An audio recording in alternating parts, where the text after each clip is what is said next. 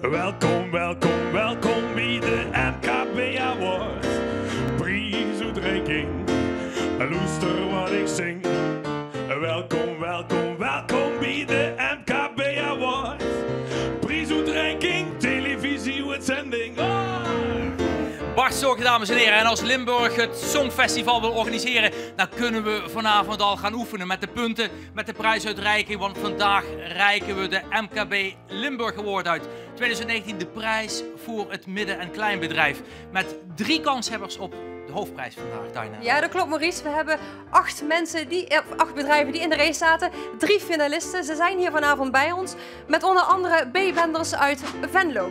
Zij maken van lokale streekproducten een hele belevenis en brengen food en shopping bij elkaar tot één concept.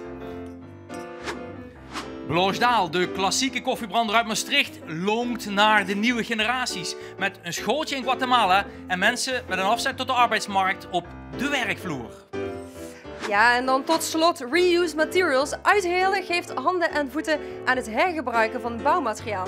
Valt er iets te slopen, dan weten zij een nieuwe bestemming te vinden. Welkom, welkom, welkom bij de MKB Award. De prijsuitreiking, televisieuitzending. Ja, dankjewel Bart. Doe ze pois. Doe ze pois voor Bart. Ja. Ja, we hebben een hele spannende verkiezing voor de boeg. Maar ook vorig jaar was er een zinderende ontknoping. Het bedrijf dat toen met de prijs naar huis mocht gaan, dat was Dekkers Tweewielers uit Wansum. En zij hebben een wel heel bijzonder concept voor de verkoop van fietsen. De winnaar van de MKB Limburgprijs 2018 is Dekkers Tweewielers. Het initiatief is ontstaan omdat wij zien dat de fietsbranche volledig aan het veranderen is. We zien online hele actieve partijen, maar we zien ook leveranciers die rechtstreeks naar de consument leveren. Wij geloven echt in een belevingswereld waar de consument de fiets echt kan testen in de omgeving waar hij de fiets ook gaat gebruiken. Je moet die fiets voelen, je moet die fiets kunnen proberen. En dat nog gecombineerd met een eigen testparcours waar ze hem kunnen testen in het bos. Maar ook nog met een goede kop koffie en een broodje van de bakker en een ijsje van de lokale ondernemer. Die ideale combinatie geloven wij dat die consument verrast wordt als hij bij ons binnenkomt.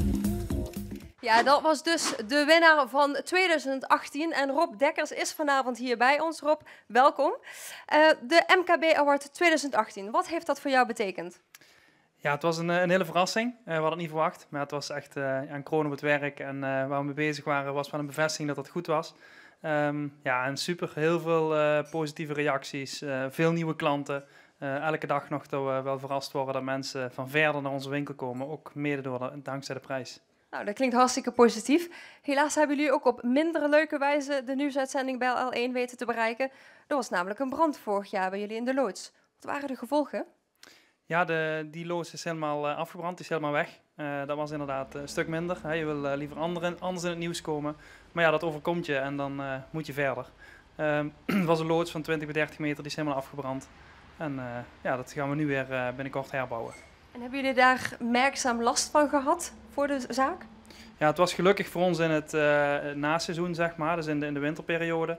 Maar heel veel huurfietsen, maar ook transportmiddelen, alles was weg. En daar hebben we nu wel ruim de tijd voor gehad om dat weer voor het seizoen allemaal weer aan te vullen. En dat hebben we nu allemaal klaarstaan. Nou, dan laten we positief afronden. We gaan door naar Maurice. Maurice die zit aan tafel met onder andere juryvoorzitter Monique Prinsen. Maurice. Ja, dat is inderdaad positief. En Monique Prinsen, voorzitter van MKB Limburg, van harte welkom. Samen met Stefan van der Broek van Koen & Co. En ook genomineerd met het managementboek voor het jaar. Dat is ook een mooie eer. Maar even terugkomen op natuurlijk de winnaar van afgelopen jaar. Allebei met de fiets hier natuurlijk. Hè. Voor mij was het een beetje ver met de fiets. Dus, nou ja, er is een gedeputeerde, die maakt diezelfde route.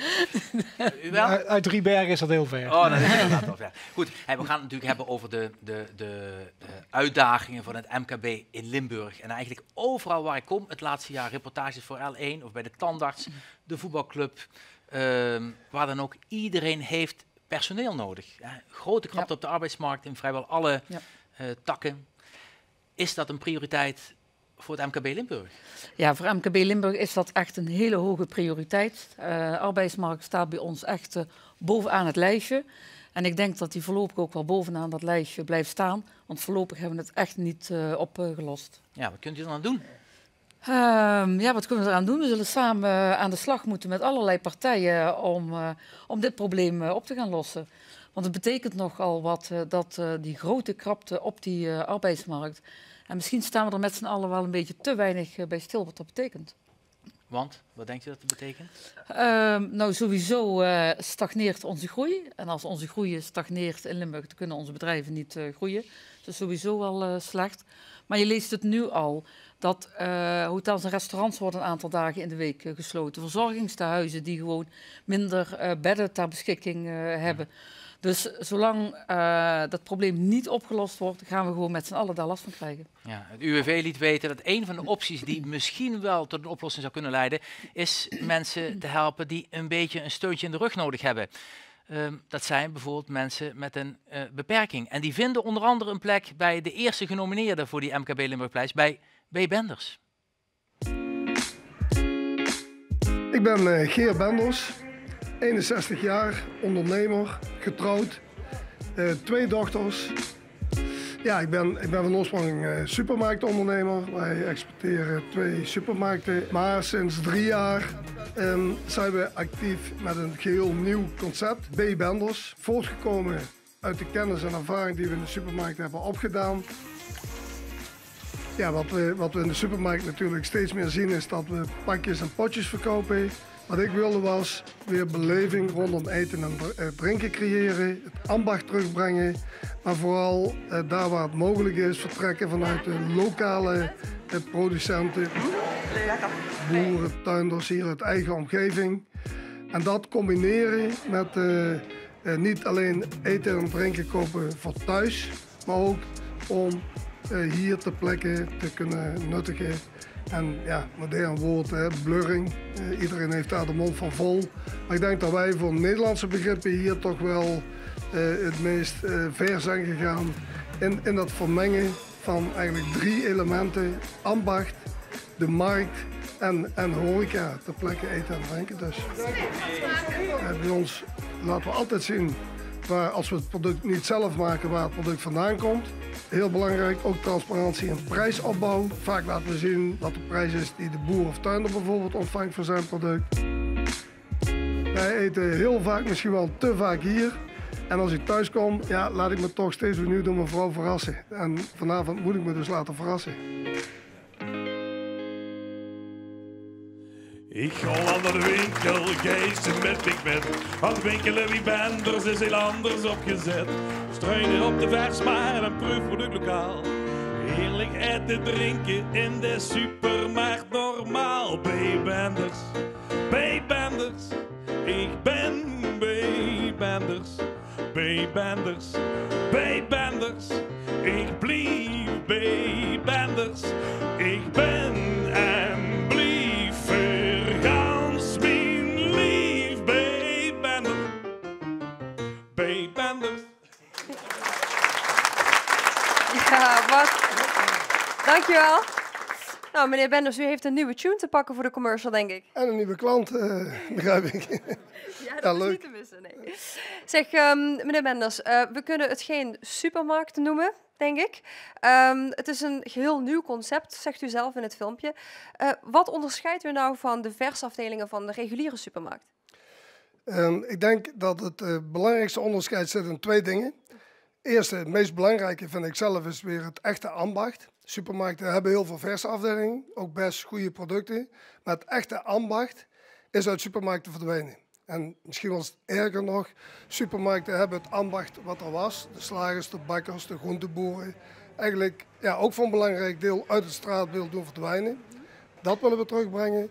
En het andere aspect is dat wij in ons concept heel graag kleine, lokale producenten die in het grote supermarktgeweld niet aan de bak kunnen komen, een podium geven om hun producten aan de man, vrouw te brengen. Ja, dus echt dat lokale ondernemerschap, nog speciale Venloze specialiteiten die we daar kunnen terugvinden? Ja, verschillende Venloze specialiteiten, maar de absolute topper is toch wel de Venloze kalde schottel.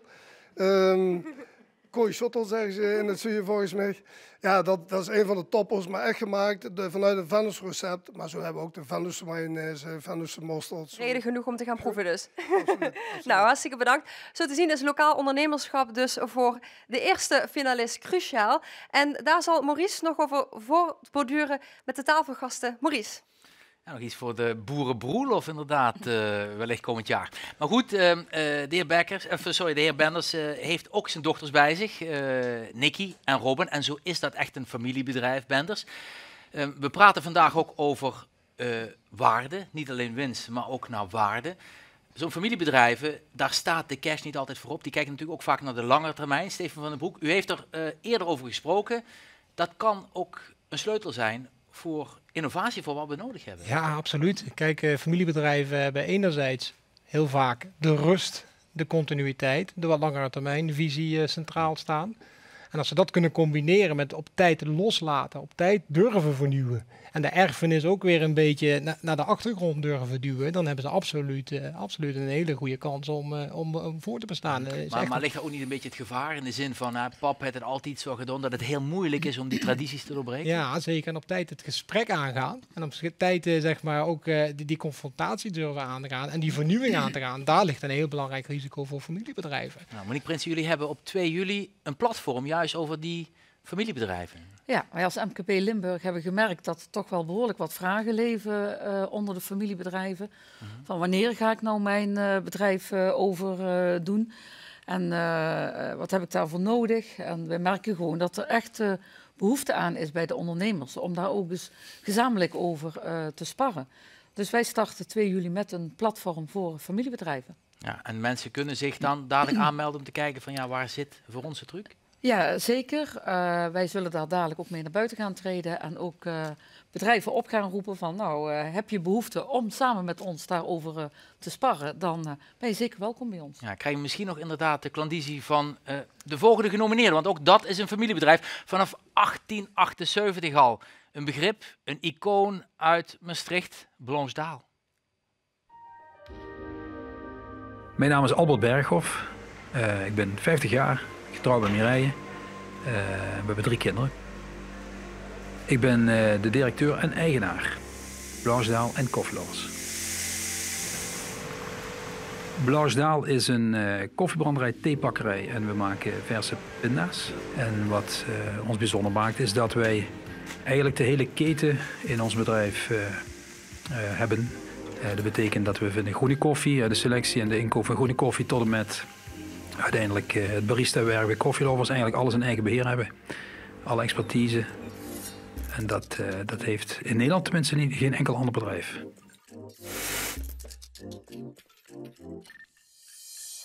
We willen ook de wereld een beetje mooier maken. We zijn al sinds 1878 bezig. En iedere keer blijven we ambitieus om door te groeien. Niet zozeer in volumes, maar meer in kwaliteit. Ontwikkeling van onze eigen mensen. We werken ook met mensen met een afstand tot de arbeidsmarkt. We zijn trots op een schooltje wat we sponsoren. We zijn trots op 4 koffieboeren in opleiding in Guatemala die we kunnen sponsoren.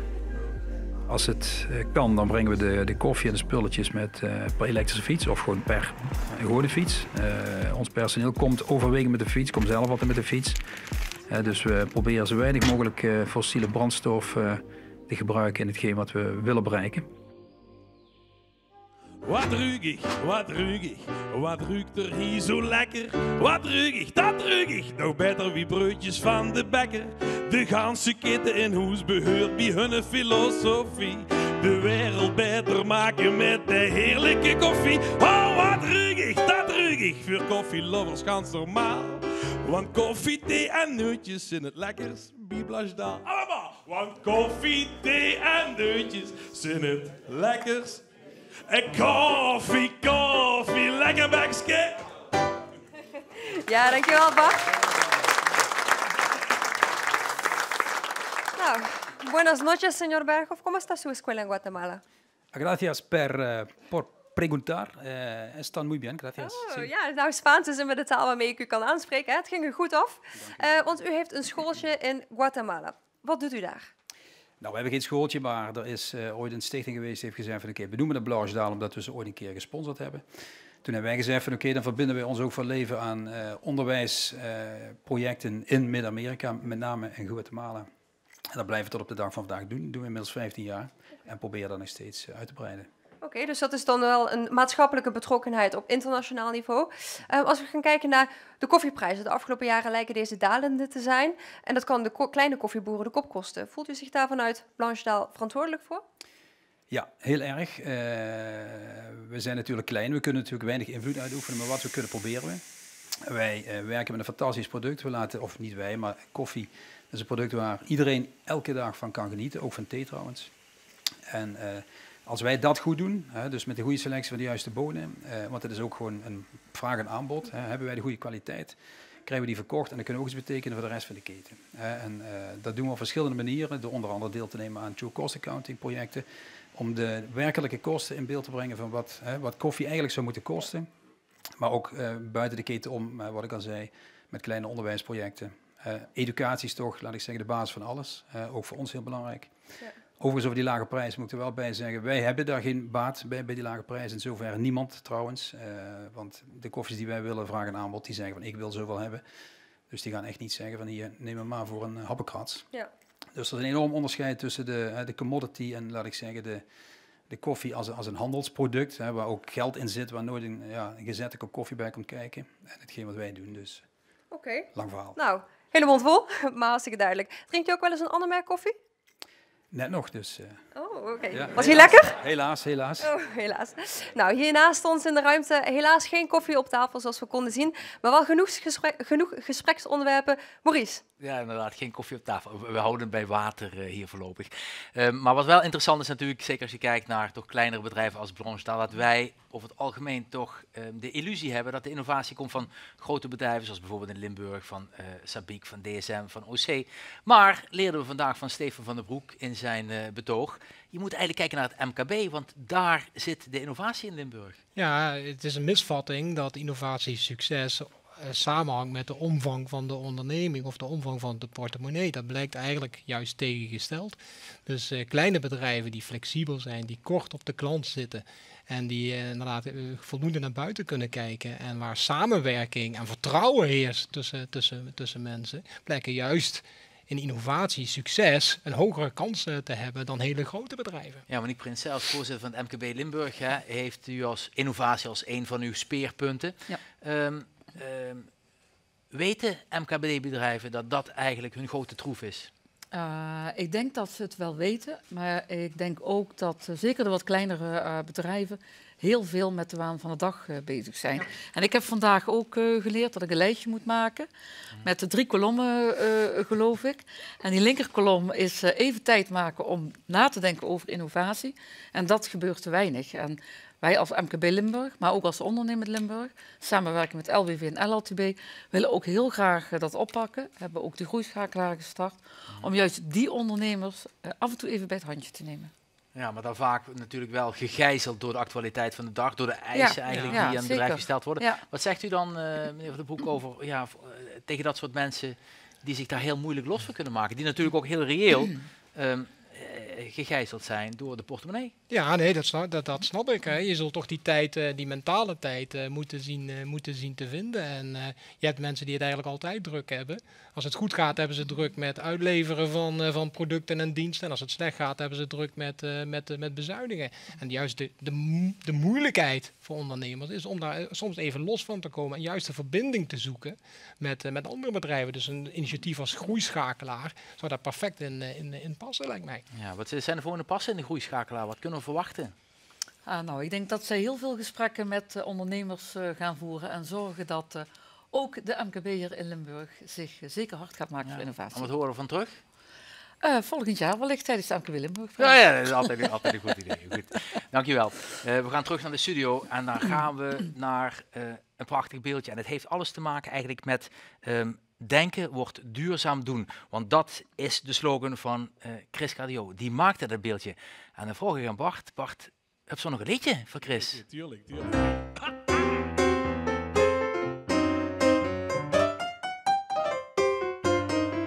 Chris Cardio. Het beeldje is weer zo van Chris Cardio.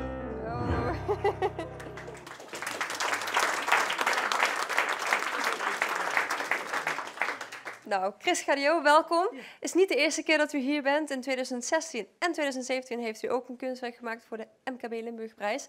Toen was het hetzelfde thema, van winst naar waarde. Hoe heeft u de inspiratie gevonden voor, ik ga even naar voren, voor dit kunstwerk? Nou, het is eigenlijk omdat het de derde keer is. Ik ben daarmee begonnen, de eerste. En eigenlijk is dit een voortborduursel op die andere twee. Ja, en mijn thema was, of ik heb het omgezet, jullie thema, in denken voor duurzaam doen. Nou ja, en eigenlijk spreekt dat voor zich. Je hebt het hoofd, hier is het gedachtegoed. De hand is de maakbaarheid. De eikel, daar ontspruit het gedachtegoed. En dat ontspruit in groen. Voor de duurzaamheid staat dat. Dan heb ik een tak genomen waar ik alles op heb vastgezet. En dat is voor dat ik denk, ja, de natuur is heel belangrijk op het moment. Dus dat moet meegenomen worden. En op de hand heb ik een hartje getatoeëerd. Dat we denken allemaal heel veel na. We kunnen een heleboel. Maar mijn dingetje is, laten we vooral ons hart ook meenemen. En dan vertalen in het groen. Want onze bossen, ons groen is heel belangrijk. Nou, dat lijkt me een mooie symboliek, dank u wel. Prachtig kunstwerk. Want ja, de prijs, daar gaat het uiteindelijk om. Wie mag er naar huis met deze prijs, het beeldje, maar ook met de prijscheck? We hebben de 2 genomineerden al gezien, Blanche Daal en B. Benders. En we gaan door naar de laatste, Reuse Materials uit Heerlen. Ja, als ik hier naar buiten kijk, dan zie ik gewoon bovengrondse mijnen en een schat aan materialen met heel veel waarde waar je wat mee kan. Als je nagaat dat er tegenwoordig veel meer grondstoffen boven de grond zitten dan nog in de grond, ja, dan moet je daar iets mee. Het is gewoon een urban mine, een stadsmijn. En wij willen daar gebruik van maken en daar het beste uithalen. Mijn naam is Maarten Stadhouders en ik ben mede-eigenaar en oprichter van Reuse Materials. Ja, Reuse Materials is een ingenieursbureau. We hebben een systeem ontwikkeld, we noemen dat een materialenmanagement systeem, waarmee wij in principe een bestaande voorraad van gebouwen in kaart brengen. Dus overal waar wat gaat gebeuren, sloop, renovatie, nieuwbouw, wij komen met ons systeem aan, met onze tablet, en wij inventariseren op locatie wat er in het gebouw zit. En nog belangrijker, wat je er dadelijk nog mee kan. Op welke manier kan je die materialen op zo'n goede mogelijke manier hergebruiken. Omdat wij zoveel data al in het systeem hebben staan, niet alleen in Limburg, maar ook buiten Limburg zijn we heel veel actief, zie je dat je heel eenvoudig verbindingen kan gaan leggen tussen de verschillende projecten. Dus als er ergens een materiaal vrijkomt, dan zorgen wij ervoor dat die ook een nieuwe bestemming vindt. En dat kan je alleen maar bewerkstelligen als je heel veel data hebt en weet waar wat zit. Ik ben een gelukkig mens als ik een stukje mee bij kan dragen aan het verduurzamen, beter maken van de wereld.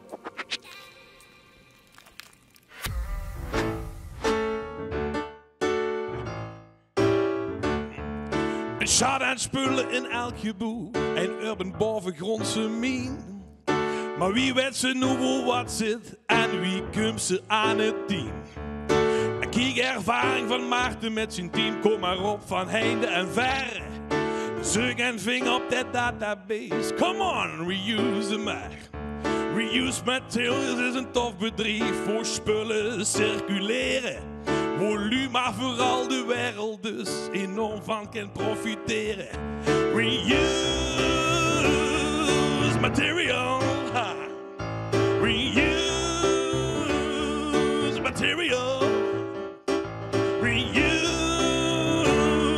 Material. Ja, dankjewel. Nou, de heren van Reuse Materials, welkom. Ik hoor veel Engelse termen voorbij komen. Reuse Materials, cradle to cradle, urban mining. Hoe kunnen we dit in makkelijke kindertaal uitleggen? Ja, allemaal vergeten. Gewoon hergebruik van materialen, dat is het belangrijkste. Nee, zoals een filmpje al aangegeven is, het sloop, hè, wordt met beelden wordt dat neergezet, maar dat is niet wat wij doen. Wij doen echt demonteren. Dus we hebben digitale datasystemen ontwikkeld en we doen inventariseren van materialen in bestaande gebouwen. Dus als je naar buiten kijkt, zijn allemaal potentiële materialenbanken. En de vraag is, hoe ga je die op een goede manier eruit halen, zodat je ze weer hoogwaardig kan hergebruiken. Dat is wat wij doen. Je kijkt nog steeds heel erg... Nou, ik ben aan het denken, hoe zou je het misschien... Als je het eens in een metafoor uitlegt, bijvoorbeeld, in het kort. Bijvoorbeeld een van onze collega's, die is hier, Simon, heeft een tamelijk oude auto. Ja, een auto met een batterij, 7 jaar oud. Als hij die auto nu zou verkopen, dan krijgt hij misschien 500, 600 euro voor die auto. Als hij de onderdelen van die auto verkoopt, krijgt hij 5.000 tot 6.000 euro. Alleen voor de materialen. En dat is wat wij zeggen, de waarde die er is nu geen waarde van die materialen, maar wij kunnen die waarde geven aan die materialen en dat is potentie. En die waarde is vele maten groter dan de economische waarde, ook de sociale waarde, maatschappelijke waarde. En dat is wat we doen. Nou, als het goed is knik ik nu helderder. Nee, hartstikke goed. Als we kijken naar de actualiteit, hè, bijvoorbeeld in Heelde, de Plu, die ligt nu plat op de promenade. Is dat goede business voor jullie? Dat zou een goede business kunnen zijn, maar het is een project wat traditioneel is uitgevoerd en dat is ook logisch, zo werken we al honderden jaren. Maar we leven nu in het digitale tijdperk en ik denk als we echt een verandering willen teweegbrengen, dan moeten we van tevoren weten wat er in die gebouwen zit en op die manier zoeken naar zo goede mogelijke nieuwe bestemming voor die materialen. En Erle had allerlei voordelen al aangegeven, maar de CO2-reductie die je daarmee bewerkstelligt is ook heel belangrijk. Ja, oké. En dan hebben we het over op regionaal niveau in Heerlen. Maar ik kan me voorstellen voor zo'n bedrijf dat er ambities op internationaal niveau zijn. Nou, laten we lokaal beginnen in ieder geval. Hè. Dus lokaal, maar ons systeem wordt landelijk ingezet, vooral door woningcorporaties en gemeentes. Maar internationaal, als je, wat Maarten zegt, de CO2-verhaal wilt aanpakken, hè, als je naar de grondstoffen raken op, hè, laten we even helder in zijn. Als we zo doorgaan met de grondstoffen, dan hebben we aan 2030 een nieuwe aarde, tweede aarde nodig om überhaupt die grondstoffen te gebruiken die we willen gebruiken voor de nieuwbouw. Dus we moeten iets eraan gaan doen. Maar dat kun je niet alleen op lokaal niveau doen en ook niet op landelijk niveau doen. Dus dat zou je eigenlijk op wereldniveau moeten aanpakken. Maar wij zijn op Europees niveau met een aantal andere landen zijn we bezig. En we zitten in de laatste fase om dat onderzoek verder op te pakken. En daar is een financiering voor waar de provincie aan meewerkt. Een aantal landen werken daaraan mee. Brightlands werkt daaraan mee. Nou, dat is wel belangrijk. Nou, dus we beginnen klein, maar het klinkt zo te horen als grootste plannen. Grootste plannen. Maar goed, we komen dan aan het einde van het programma. We hebben alle 3 de genomineerden gesproken. Zijn jullie een beetje nerveus? Gezonde spanning. Ja, wil je voelen? Nou, hoeft niet zo. We gaan naar de ontknoping en ik hoor en ik zie dat juryvoorzitter Monique Prinsen al langzaam deze kant opgeslopen komt. En net zo gevries en wie de Spaanse furie is mevrouw de voorzitter van de jury, mevrouw Prinsen.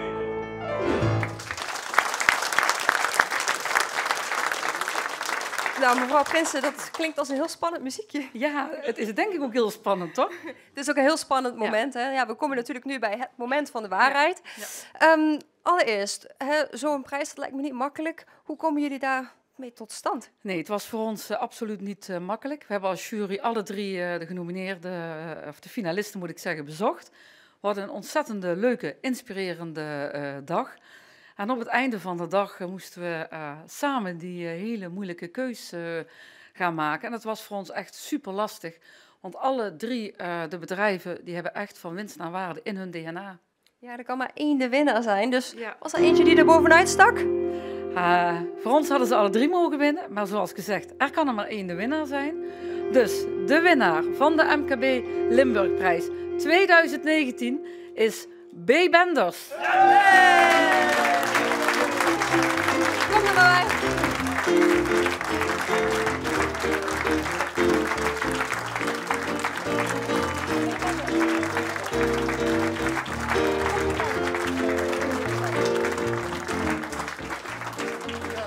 Allereerst dit mooie beeld hierboven vasthouden. Ja, hierboven, ja. Nou, hartstikke gefeliciteerd. Terechte winnaar. En geniet ervan. En volgend jaar zullen we horen wat het gebracht heeft. Er is een hele mooie cheque van L1 voor €10.000 aan reclame.